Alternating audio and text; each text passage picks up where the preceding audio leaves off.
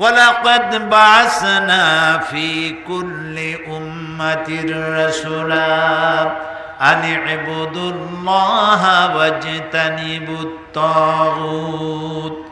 আল্লাহ তাআলা বলেন, এমন কোন জাতি নাই যার কাছে নবী পাঠাই নাই। সব উম্মতির জন্য, সব জাতির জন্য আমি নবী প্রেরণ করেছি। আর সমস্ত নবীরা বলেছেন, হে আমার জাতি, এক আল্লাহর ইবাদত করো আর তাগুতের সাথে সম্পর্ক ছিন্ন করো।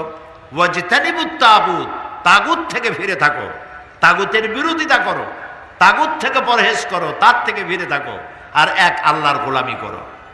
এরপরে সমস্ত নবীরা বলেছেন ইয়া কওমি, হে আমার জাতি। একমাত্র নবী যিনি ইয়া কওমি বলেন নাই, তিনি বলেছেন ইয়া আইয়ুহান নাস। তারই দিয়ে বলানো হয়েছে ইয়া আইয়ুহান নাস। কারণ হলো সমস্ত নবীরা হলেন এলাকা ভিত্তিক নবী, ভাষা ভিত্তিক নবী, গোত্র ভিত্তিক নবী। আর বিশ্ব নবী মুহাম্মদ রাসূলুল্লাহ সাল্লাল্লাহু আলাইহি ওয়াসাল্লাম তিনি হলেন কি নবী? বলেন সবাই, বিশ্ব নবী। তাই তিনি তার কওমকে, কুরাইশদেরকে, মক্কিদেরকে, মদনীদেরকে তিনি ডাকেন নাই।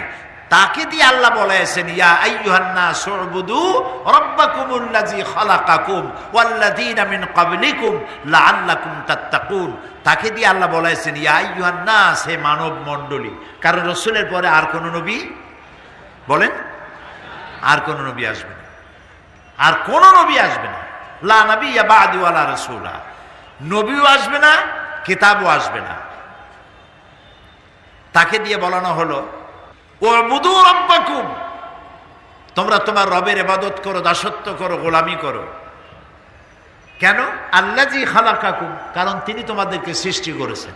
ওয়াল্লাযীনা মিন ক্বাবলিকুম, আর তোমাদের পূর্বে যারা আসছিল তাদেরকেও তিনি সৃষ্টি করেছেন। তাহলে এই ইবাদতটা আমাদের বোঝা দরকার, যে ইবাদতটা কি, যে জন্য আমারে বানানো হলো, আমি সেই উদ্দেশ্যই বুঝলাম না, তাহলে আমার জীবন কি সুন্দরভাবে পরিচালিত হবে? জবাব চাই হবে? হবে না। সারা রাত আমি বক্তৃতা করতে পারবো ইবাদতের উপরে, কিন্তু আমি তা করবো না। সারা রাত তো কষ্ট দেওয়ার কোনো মানে নেই। আপনি যদি বলেন এক কথায় বুঝায় দেন, আমি এক কথায় বুঝাচ্ছি। কি সেটা? সেটা হলো আল্লাহ এবং রাসূলের হুকুম অনুযায়ী জীবন পরিচালনা করার নামই হলো, বলেন সবাই, ইবাদত। আল্লাহ 3 সময় নামাজ পড়তে নিষেধ করেছেন। সেজদা দেওয়া যাবে না 3টা সময়। 3টি সময় সেজদা দেওয়া যাবে না, নামাজ পড়া যাবে না। যখন সূর্য মাথার উপরে আসে, যখন সূর্য উদয় হয়, যখন ঠিক অস্ত যায়, এই সময় সূর্য পূজারীরা সূর্যকে পূজা করে। আমার ইবাদতটা যেন ওই রকম না হয়, সেই জন্য এই 3 সময় নামাজ পড়তে নিষেধ করা হয়েছে। এই 3 সময় নামাজ না পড়াটাই ইবাদত। বুঝে আসছে কথা? নামাজ পড়ো ইবাদত, না পড়ো ইবাদত। রোজা রাখাও ইবাদত, রোজা না রাখাও ইবাদত। সারা বছর রোজা রাখবেন, সওয়াব হবে, কিন্তু ঈদের দিনে রোজা রাখতে পারবেন না, হারাম। এই দিন রোজা না রাখাটাই, বলেন, ইবাদত। তাহলে আপনার কোনো কাজ ইবাদত ছাড়া নাই। ইবাদতের মধ্যে সবটাই শামিল। আপনি সকালবেলায় চাষ করতে যাচ্ছেন, জমিন চাষ করে না সিলেটের মানুষেরা? করে কিনা? ফজরের নামাজ পড়েন, তারপরে চাষ করতে গেছেন, জমিন চাষ বিসমিল্লাহ বলে হাল চাষ করতেছেন। যতক্ষণ না আপনি বাড়ি ফিরতেছেন, ততক্ষণ পর্যন্ত এই চাষের কাজটা আপনার ইবাদতের মধ্যে শামিল হয়ে যাবে। কারণ আপনি রুজি কামাচ্ছেন, আপনি ব্যবসা করতেছেন। হালাল ব্যবসা করুন, মিথ্যা কথা বলবেন না। গতকাল বলি নাই? এই দেখেন সূরা জুমায় আল্লাহ তাআলা বলছেন, ফাইজা কুদিয়াতিস সালাতু ফান্তাশিরু ফিল আরদ ওয়াবতাগু মিন ফাদলিল্লাহ। যখন তোমার নামাজ আদায় হয়ে গেল, তখন বেরিয়ে পড়ো, বসে দেখো না, বেরিয়ে পড়ো। ফান্তাশিরু ফিল আরদ, ছড়িয়ে পড়ো আমার জমিনের উপরে। ওয়াবতাগু মিন ফাদলিল্লাহ, ফাদলিল্লাহ হচ্ছে রিজক। রিজেক অনুসন্ধান করো। সুবহানাল্লাহ কোন? রিজেক অনুসন্ধান করো। নামাজ পড়া হয়ে গেছে, বসে থাকো না, এখন তুমি রিজিক অনুসন্ধান। আপনি অফিসে বসবেন, অন্যের চাকরি খাবেন না। আপনার পছন্দ নয়, আপনার দলের নয়, এরকম লোক বলে আপনি বদলি করবেন, খাগড়াছড়ি পাঠাবেন, আল্লাহও কিন্তু আপনারে বান্দরবন পাঠাইতে পারে। এই কামটা করবেন না।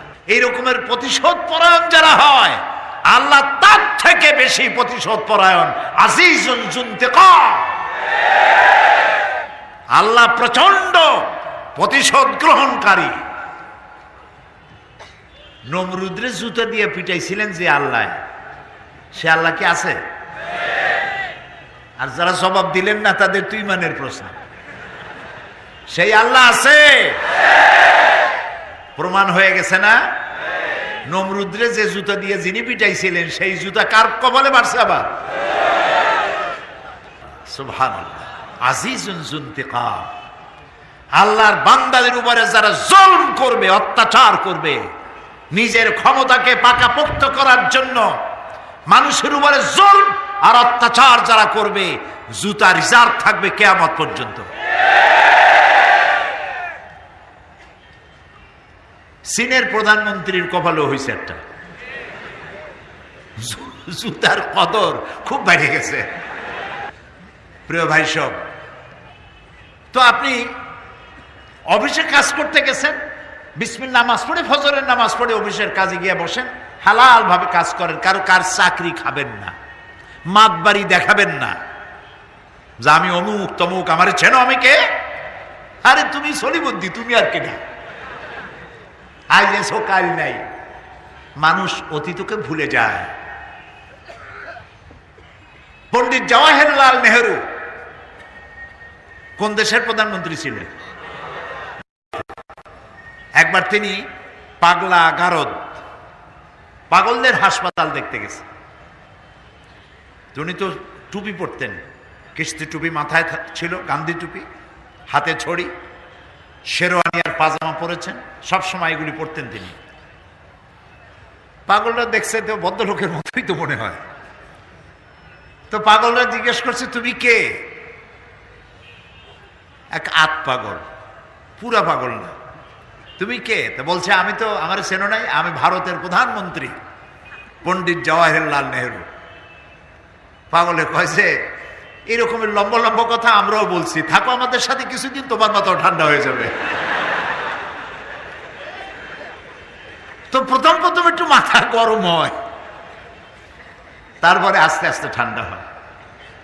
ঠান্ডা করার মালিক তিনি বলেন, ক্ষমতা দেই আর তারপরে তাকায় থাকি, লিনানজুরা কাইফা তা'মালুন। সুবহানাল্লাহ। ক্ষমতা দিয়ে তাকায় দেখি তোমার আমলটা কেমন হয়। মাজলুম জনতা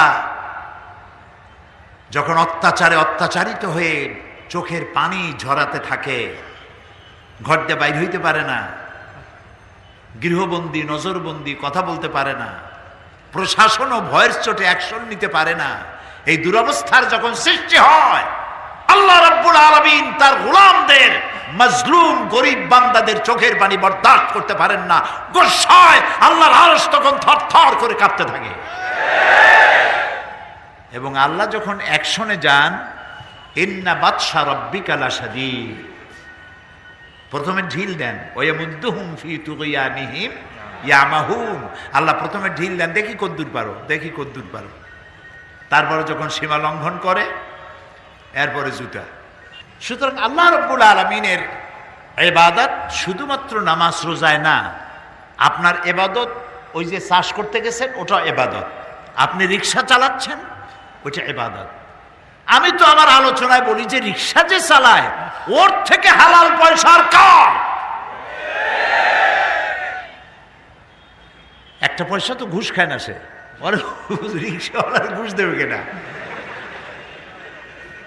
আরে কি ভদ্রলোক আমাদের দেশের ভদ্রলোকেরা! ঈদের মার্কেট করতে যায়, দোকানে গিয়া দেখে যে সামনেই লেখা ফিক্সড প্রাইস। একজনে কয় সুবহানাল্লাহ, এটা ওটা সুবহানাল্লাহ কথা হলো। সুবহানাল্লাহ যে কোন জায়গায় কবে তাও জানে না, আমরা বলি সুবহানাল্লাহ। ফিক্সড প্রাইস হয়েছে, কয় সুবহানাল্লাহ। এখন দোকানের সামনে লেখা ফিক্সড প্রাইস, ভিতরে বসছে এক বোতল ভরা কি জানি দেয় বোতলে করে, ফান্টা, কোকা কোলা, 7 আপ দিয়ে দিল, খাইলো। শাড়ির দাম কত? শাড়িটা পছন্দ হয়ে গেছে। কত দাম? স্যার বেশি দাম না, মাত্র 11,593 টাকা 77 পয়সা। এইখানে কথা কয় না, এখানে কথা বলা, দামাদামি করা আউট অফ জেন্টেলিটি, ভদ্রতার বাইরে। ঠিক পয়সাটা গুনে গেঁথে দিয়ে আসলো। এই 11,593 টাকা 77 পয়সা শাড়িটা কিনে যখন রিক্সা উঠলো, গাড়ি আনতে ভুলে গেছে সাহেব, রিক্সা উঠলো, রিক্সা চালায় নিয়ে কয় স্যার যাবো কোন দিক? যা সামনে যা, ডাইনে যা, বায়ে যা, পিছে যা, অনেক জায়গা ঘুরাইয়া তারপরে কয় স্যার ভাড়া দেন। 5 টাকা দিল। স্যার এত দূর ঘুরাইলেন মাত্র 5 টাকা? হ্যাঁ বেটা, রেড বই দেখা, এই পর্যন্ত 5 টাকা, এই তো বেশি দিছি, রেড বই দেখা কত বেশি দিতে হবে। ওইখানে 11,000 টাকা দিয়ে আসলো, তখন বলে নাই যে এত বেশি নিচ্ছেন কেন। এইখানে এই বেচারা যে কষ্ট করলো, ওর 5 টাকা দিতে বড় কষ্ট হইল।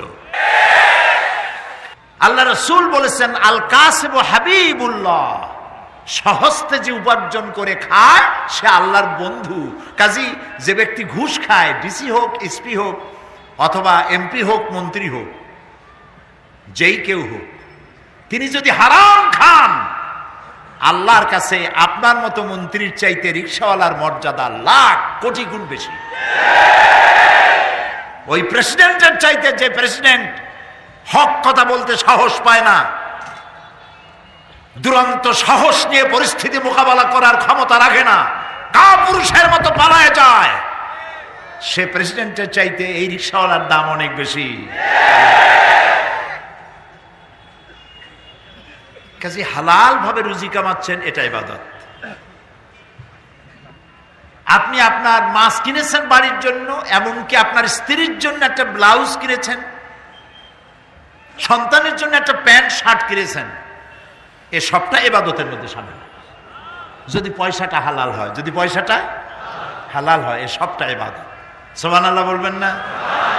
এখন এতদিন আমরা ধারণা করে রেখেছিলাম নামাজ রোজাই শুধুমাত্র ইবাদত, কিন্তু নামাজ রোজাই শুধু ইবাদত নয়, জীবনের সমস্ত কাজটা আল্লাহর হুকুম মাফিক পরিচালনা করার নামই হলো। এই ব্যাপারে আমি আর ব্যাখ্যা দিতে চাই না, আমার মনে হয় আপনারা বুঝে ফেলেছেন। বুঝে আসছে কিনা? বুঝলে ইনশাআল্লাহ। এখন পৃথিবীতে মানুষেরা 2টা জিনিস চায়। কয়টা জিনিস চায়? ক্ষুধার সময় খাইতে চায়, আর বিপদের সময় নিরাপত্তা চায়, বিপদের সময় আশ্রয় চায়, ঠিক না? এখন শোনেন আল্লাহ কি বলছেন, ফালইয়াবুদু রাব্ব হাযাল বাইত। আল্লাহ তাআলা বলছেন এই ঘরের রবের, মালিকের ইবাদত করো। এই ঘরের মালিক যিনি, তার ইবাদত করো। কোন ঘর? কাবা শরীফ। কাবা শরীফের মালিক কে? আল্লাহ তাআলা। এই কাবা শরীফের মালিকের ইবাদত যদি করো, তাহলে হবে কি? আল্লাযী আত'আমাহুম মিন জু'ইন ওয়া আমানাহুম মিন খাউফ। এই ঘরের মালিকের ইবাদত যদি করো, আল্লাযী আত'আমাহুম মিন জু', তোমার যখন ক্ষুধা লাগবে তিনি তখন তোমাকে খেতে দিবেন। সুবহানাল্লাহ। ওয়া আমানাহুম মিন খাউফ, আর যখন ভীত সন্ত্রস্ত হবে তুমি, তখন এই ভীতির সময় তোমাকে নিরাপত্তা প্রদানের মালিক আল্লাহ রাব্বুল আলামিন, তিনি তোমাকে নিরাপত্তা দিবেন। তো দুনিয়ায় তুমি আর ক্ষুধার সময় খেতে চাও, ভীতির সময় নিরাপত্তা চাও, ইবাদত করো। এখন প্রশ্ন উঠতে পারে, ইবাদত কতদিন করব? আল্লাহ তাআলা বলেছেন, এই কোরআন শরীফে বলে দিয়েছেন, ওয়া'বুদ রাব্বাকা হাত্তা ইয়াতিয়াকাল ইয়াকিন। ইবাদত করো যতক্ষণ পর্যন্ত তোমার মৃত্যু তোমার কাছে না আসতেছে, ততক্ষণ ইবাদত করতেই থাকো। এখন মৃত্যুর পরে আমরা কি জান্নাতে যেতে চাই? দেখেন, কিছু কিছু প্রশ্ন আছে যে প্রশ্নের জবাব সাথে সাথে দিতে হয়, আর যারা দিতে পারেন না তারা কিন্তু প্রশ্নবোধক হয়ে যান। আমি প্রশ্ন করেছি, মৃত্যুর পরে আমরা কি জান্নাতে যেতে চাই? হ্যাঁ, এবার বোঝা গেল যে সবাই চান। তাহলে কি করবেন? ওই দেখেন একই কথা। আল্লাহ রাব্বুল আলামিন বলেন, ফামান কানা ইয়ারজু লিকা রাব্বিহি ফালইআমাল আমালান সালিহান ওয়ালা ইউশরিক বিইবাদাতি রাব্বিহি আহাদা। যদি তোমাদের মধ্যে কেউ তার রবের সঙ্গে দেখা করতে চায়, মালিকের সঙ্গে দেখা করতে চায়, আল্লাহর সঙ্গে দেখা করতে চায়, দুইটা কাজ করো। কয়টা কাজ? ফালইআমাল আমালান সালিহা, নেক কাজ করো, ভালো ভালো কাজ করো। ওয়ালা ইউশরিক বিইবাদাতি রাব্বিহি আহাদা, আর আল্লাহর ইবাদতের মধ্যে কারোর সাথে, আল্লাহর সাথে শরীক করো না। শিরক থেকে বাঁচো, আল্লাহর ইবাদত করো, ভালো ভালো কাজ করো, নেক কাজ করো। নেক কাজ কি? যে কাজে আল্লাহ খুশি হন। এমন কি আপনি যদি একটু হেসে দিয়ে কথা বলেন, সেটাও নেক কাজ। সুবহানাল্লাহ।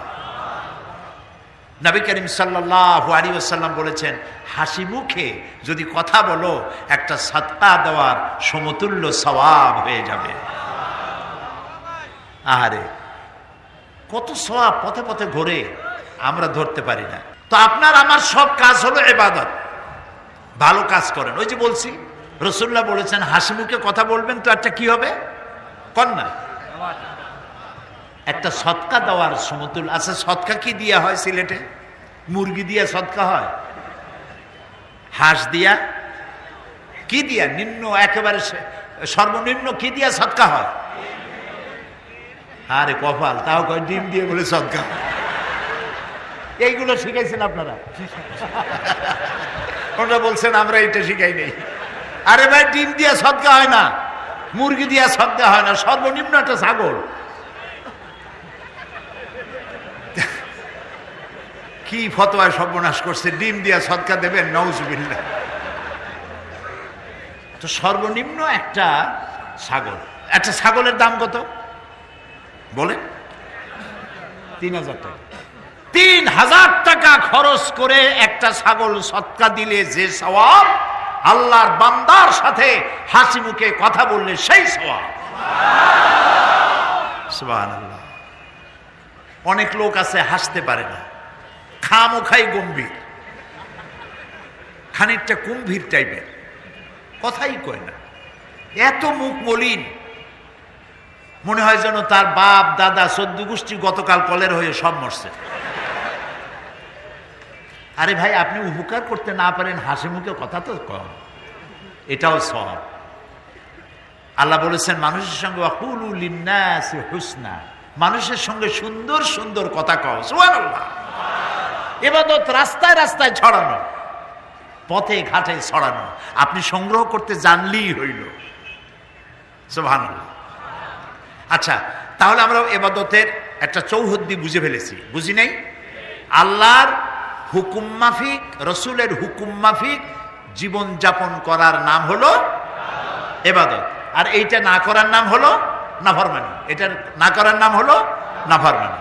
এখন আমরা বুঝলাম, দুনিয়ায় যদি খাইতে চাই, নিরাপত্তা পেতে চাই, আল্লাহর ইবাদত করতে হবে। আমরা যদি আল্লাহর সাথে দেখা করতে চাই, তাহলে ইবাদত করতে হবে। আর বেহেশতে যদি প্রবেশ করতে চাই, তাহলে কি করতে হবে? আল্লাহ রাব্বুল আলামিন বলেন, ফাদখুলি ফি ইবাদি ওয়াদখুলি জান্নাতি। আমার গোলামের মধ্যে শামিল হও, আমার বান্দার মধ্যে শামিল হও, আর এরপর আমার জান্নাতে প্রবেশ করো। জান্নাতে যদি, আমরা কি জান্নাতে যেতে চাই? এবার হাত তুলে দেখেন, জান্নাতে যেতে চাই? আলহামদুলিল্লাহ বলে হাত নামান। জান্নাতে যদি যেতে চাই, ফাদখুলি ফি ইবাদি ওয়াদখুলি জান্নাতি। কে বলছেন? বলেন আমার আল্লাহ। কে বলেছেন? আমার আল্লাহ, আমার আল্লাহ, আমার রব, আমার মালিক। তিনি বলছেন ইবাদতের মধ্যে শামিল হও, আমার গোলামের মধ্যে শামিল হও, আর এরপর আমার জান্নাতে চলে যাও। সুবহানাল্লাহ। জান্নাতের মালিক কে? দুনিয়ার প্রেসিডেন্ট, মন্ত্রী, সব ফকির। ওয়াল্লাহু গানিয়ুন ওয়া আনতুমুল ফুকারা। দুনিয়ার রাজা বাদশাহ যদ্দুর যা আছে গোষ্ঠী শুদ্ধা, সব ফকিরের গোষ্ঠী। ওয়াল্লাহু গানিয়্যুন, আর আল্লাহ হচ্ছেন কেবলমাত্র সামাদ, গানি, কারো মুহতাজ তিনি নন। সারা দুনিয়া তার কাছে কৈফিয়ত দিবে, তিনি কারো কাছে কৈফিয়ত দিতে বাধ্য নন। তিনি সকলকে জিজ্ঞেস করবেন, তাকে কেউ জিজ্ঞেস করতে পারবে না। সবাই তার সামনে ফকির, আর তিনি হচ্ছেন গনি। সুবহানাল্লাহ। হাদিসে কুদসির ভিতরে আছে, হাদিসে কুদসি কারে বলে? হাদিসে কুদসি হচ্ছে যেটা কোরআন নয়, অথচ আল্লাহ বলেছেন, সেটা হচ্ছে হাদিসে কুদসি।